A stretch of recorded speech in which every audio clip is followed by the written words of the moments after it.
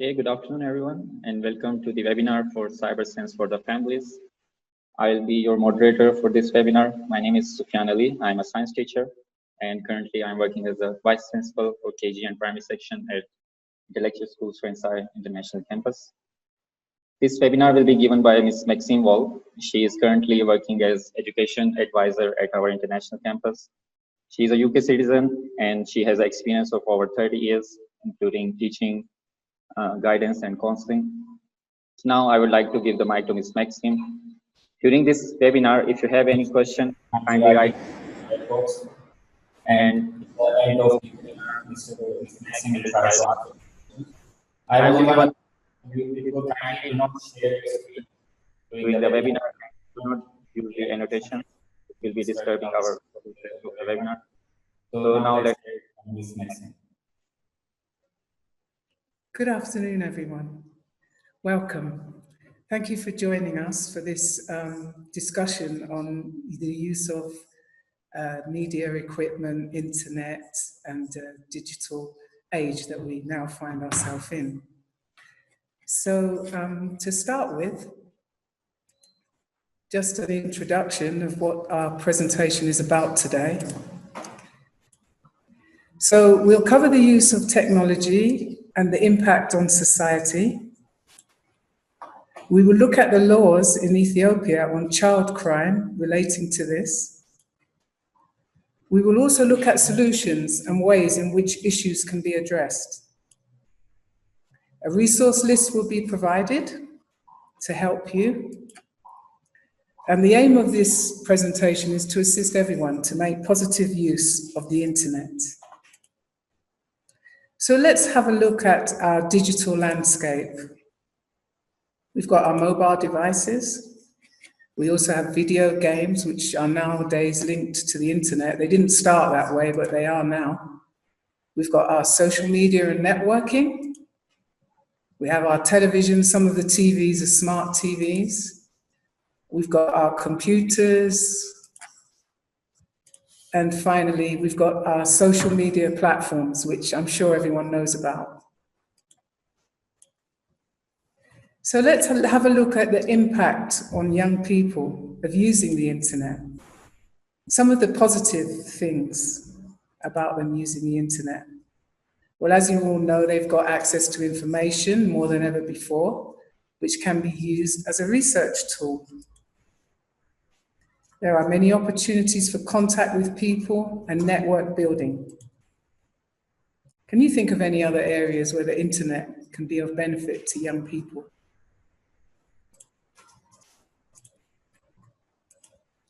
Now let's have a look at some of the negative impacts on our young people of using the internet.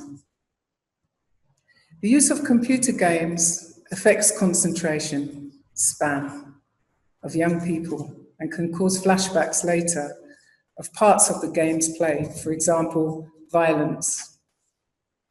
Young people take less time to do sport, which can cause poor health. And young people have less time for real-life conversation and more time for online contact. And the impact on family life of our digital landscape. Families can keep contact across borders of countries and continents. It's less expensive than the telephone, and locally families are in contact. Some of the negative aspects on family life. This contact, FaceTime, calls and messages are constant. Some people are not happy unless they put everything about their lives on social media. Now let's have a look at the impact on society in general. Some of the positive things, all of society to become computer literate. Increase of information sharing at the touch of a button. Leaving the era of paper communication behind. And some of the negative things.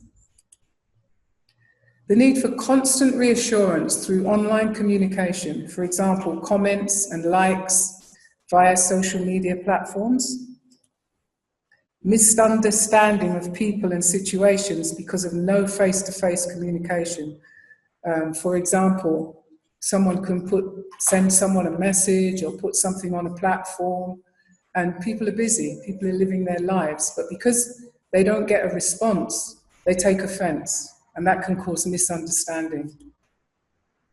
And also creating a facade that does not reflect your real life, which can lead to feelings of inadequacy, leading to mental health issues.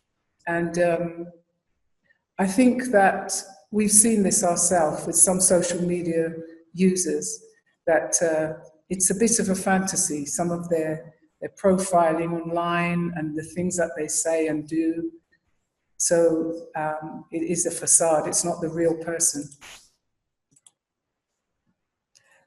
Right, now, if we look at cybercrime, which means online crime, in Ethiopia in July 2016, a law on computer crime was enforced, which was called the Computer Crime Proclamation. Now, Section 3 of that proclamation covers obscene or indecent crimes committed against minors. So, for example, people encouraging minors to do things online that are really illegal and indecent, taking photographs, that sort of thing, and sharing them.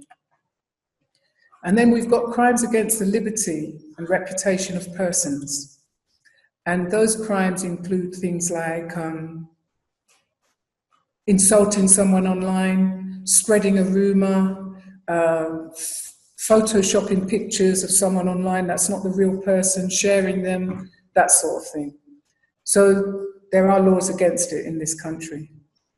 Now, if we look at the criminal age of responsibility in Ethiopia, which I was quite surprised about, the age of responsibility for crime in Ethiopia is 9 years to 15 years.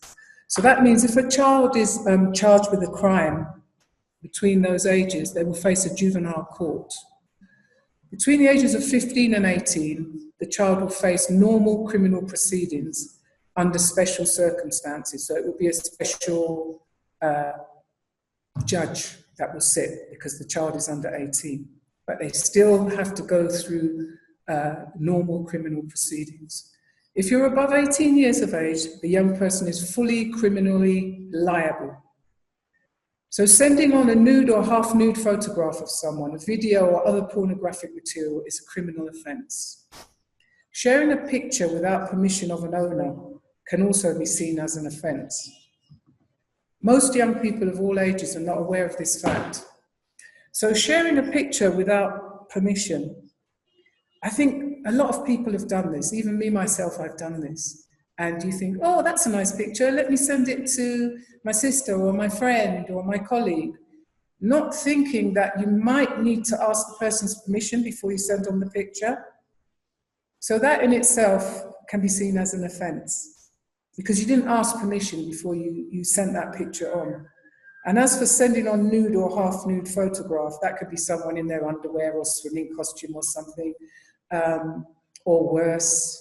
That one is a criminal offence. So, as I said, a lot of young people are not aware of this. A lot of adults are not aware of this. So let's look at ICT safety. In school, we've got ICT regulations which cover safe use of the computers, and details of the regulations are found in our welfare policy and parent and student handbook. Computers in school have filters used to prevent logging onto particular sites. So if you type in certain things, you won't be allowed to go to those sites. And staff are also advised that they should keep an eye on student use of computers in school. ICT staff are trained to know when anyone using the internet tries to visit inappropriate sites.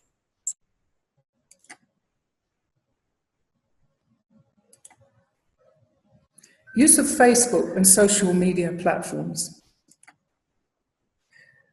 These days, colleges, universities, and employers look at the Facebook accounts of applicants to see what kind of person you are.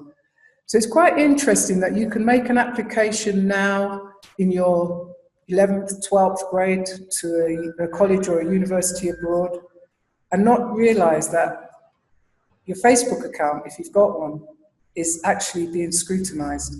And that will be scrutinized before you'll be considered or as part of the process of considering you. As for employers, they've been doing this for some time. So that's why using Facebook and uploading information onto Facebook about every aspect of your life may be a bit risky. Because you might be in a bad mood one day. You get up, you put something on Facebook, a video, or you've made a comment, something on Facebook. And then afterwards you think, oh, let me take it down. But it's too late. It's already been accessed and somebody's got it somewhere. And it could be used against you later. So if you use Facebook, Instagram, TikTok, or other social platforms, be careful about what you upload. Refrain from political comments or personal insults.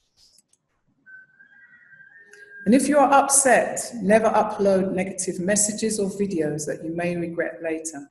Some people have actually been sacked from their jobs for uploading videos onto Facebook or making comments on Facebook.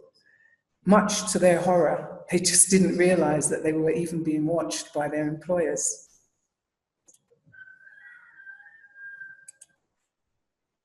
Using the internet at home. When you use the internet at home, use it positively. Avoid using sites that are inappropriate and not useful to you as a student.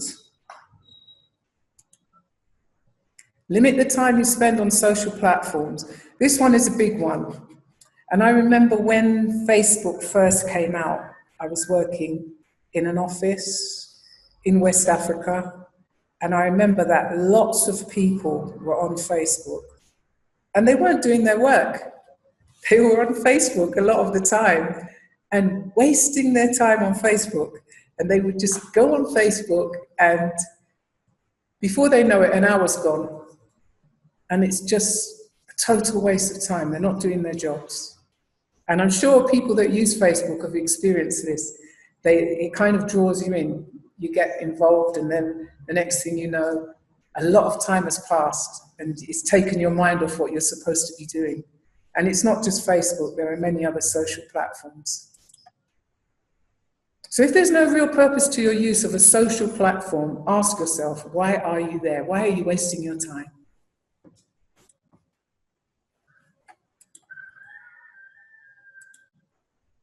So when you're on the internet at home, never give your personal details to strangers you've met online. Bearing in mind, people set up fake accounts to access young people. So sometimes people set up an account and they pretend to be a teenager and they're not. And they put a picture of a young person there, they build up relationships, you know, they set up these chat rooms and they visit young people that sometimes could be a bit vulnerable. Maybe they're not getting on with their parents or something like that. And they are talking to these strangers, thinking that they're talking to someone their own age group, only to find out later, which sometimes they never do find out, they're talking to somebody completely different who's not even a teenager. Never go unaccompanied to meet strangers that you've met online. They are not always who you think they are. And you should not have secrets with people that you have never met online. Your family and close friends who you know and trust are better to share secrets with. Because if you have an online secret with someone, you know, you've told them something or you've shown them something online and your parents don't know that you've done this, your sister, your brother, nobody knows except this person. And you still don't know if they're even who they said they are. So if you're having difficulties because of poor use of the internet, talk to someone, get some advice so that you can change your behavior. We are here to help you. And we have a school counselor, we have our deans for girls, our deans for boys, we've got our vice principals, our mentor teachers. We're all here to give you support, remembering that everyone makes mistakes. And if you've done something and you're worried about it, talk to us so that we can help you to sort it out. And then you can move forward confidently without being worried about these things every day.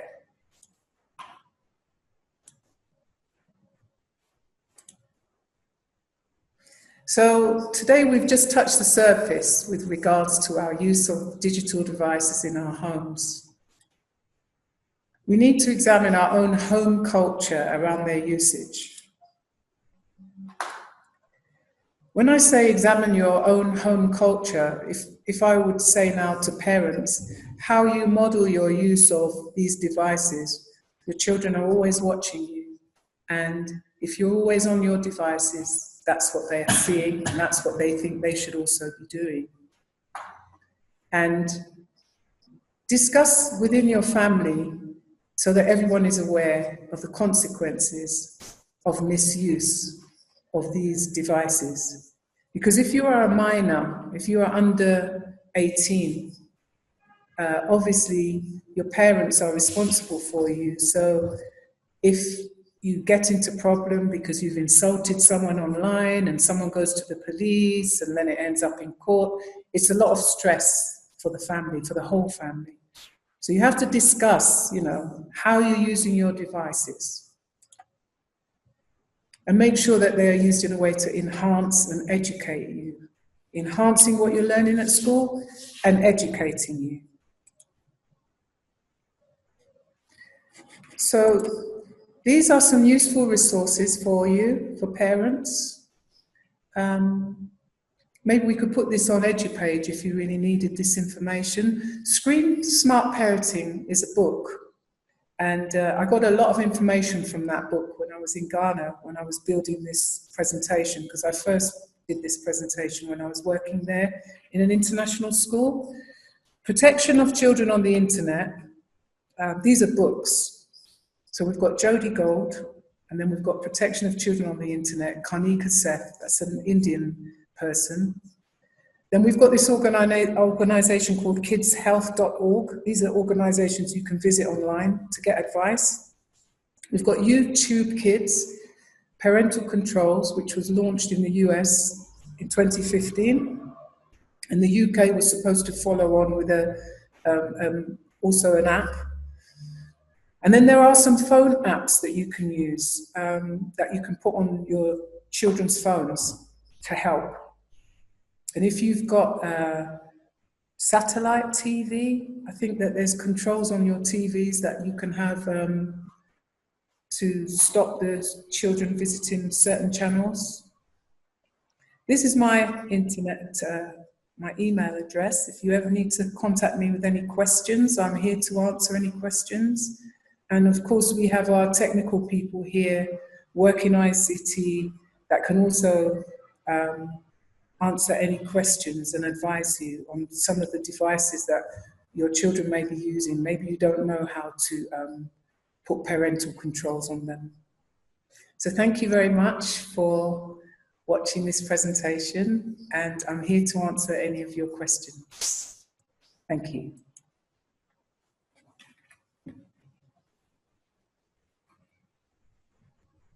Thank you very much, Ms. Maxine, for this informative webinar. So if any of you have any question, you can write it down in the chat box, and then Ms. Maxine will try to answer these questions.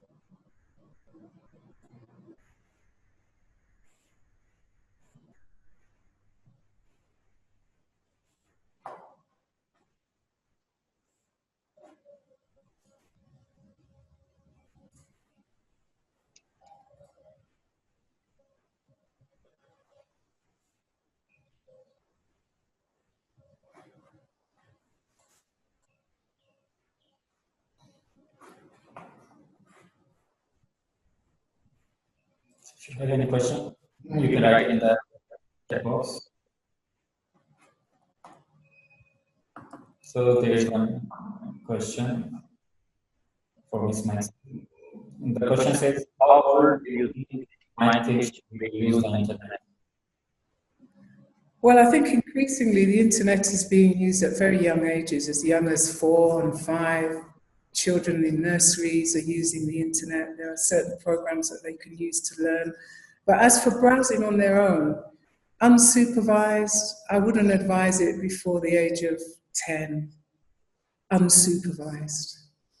Because if you don't have parental controls on your computer in the house, if they're in a room alone, browsing the internet at very young ages, or even in their early teens, it's not advisable.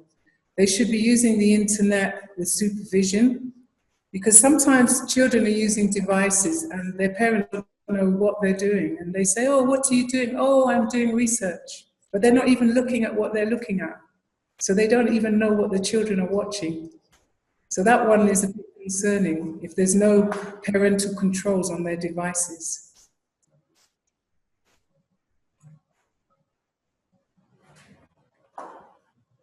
I hope that answers your question.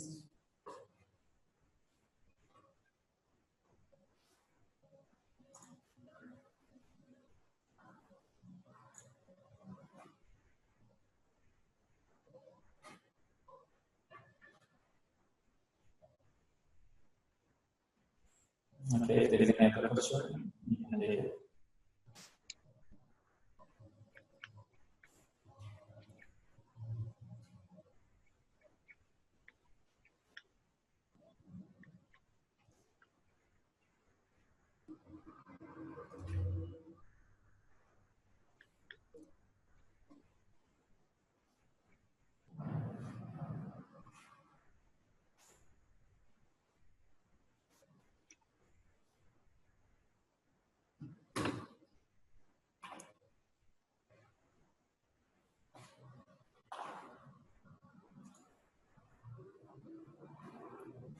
Yes, sir, unfortunately, we don't allow to unmute the mic. So if you have a question, kindly write it in the chat box.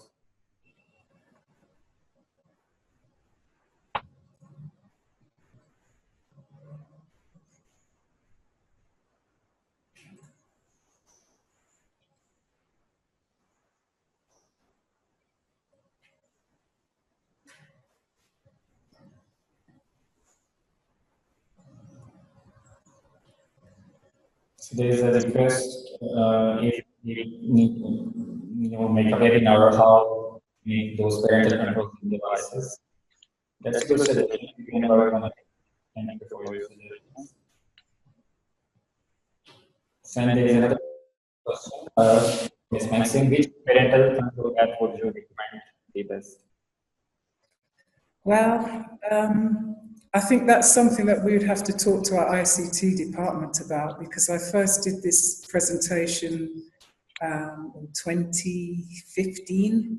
So now we're 5 years on and we need to update.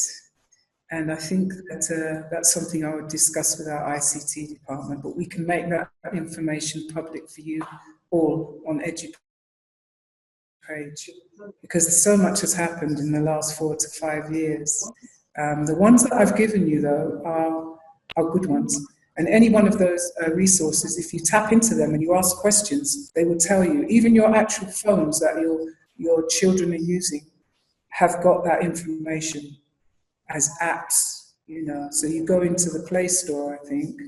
But our ICT people would have more detailed information. But I think you should explore the devices and ask questions. Google is very helpful, and YouTube is also very helpful to find the up-to-date apps that you can use for parental controls on your particular devices.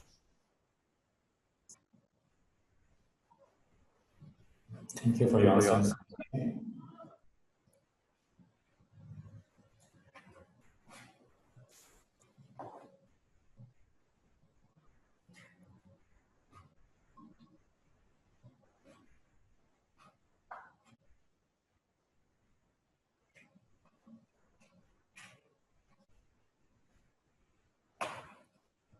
If there is any other question, you can take it right now.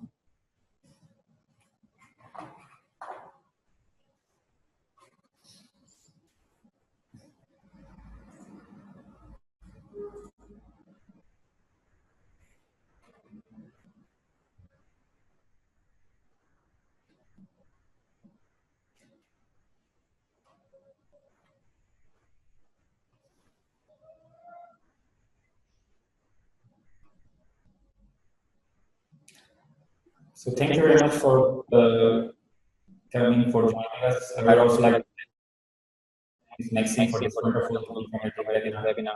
I hope that all of you got something from this webinar that will help us in our daily life.